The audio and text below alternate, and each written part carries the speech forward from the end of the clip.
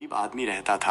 रामू बहुत मेहनती था, लेकिन उसकी किस्मत उसका साथ नहीं दे रही थी। वो हर रोज समुद्र के किनारे जाता और मछलियां पकड़ने की कोशिश करता, लेकिन उसे कभी भी ज्यादा मछलियां नहीं मिलती थीं। एक दिन रामू समुद्र के किनारे उदास बैठा था। तभी उसने एक काले कौवे को देखा। कौवा रामू के पास आया और उससे पूछा, तुम इतने उदास क्यों हो? रामू ने कौवे को अपनी गरीबी की कहानी सुनाई। कौवे को रामू पर दया आ गई।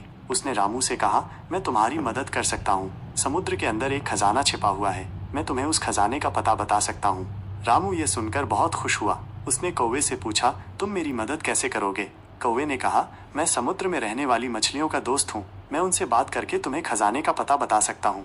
कौवे ने समुद्र में गोता लगाया और मछलियों से बात की। मछलियों ने कौवे को खजाने का पता बताया। कौवा समुद्र से बाहर आया और रामू को खजाने का पता बताया।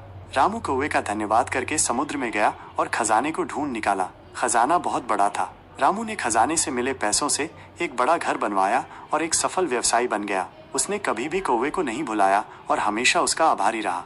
इस कहानी से हमें ये सीख मिलती है कि हमें कभी भी उम्मीद नहीं छोड़नी चाहिए।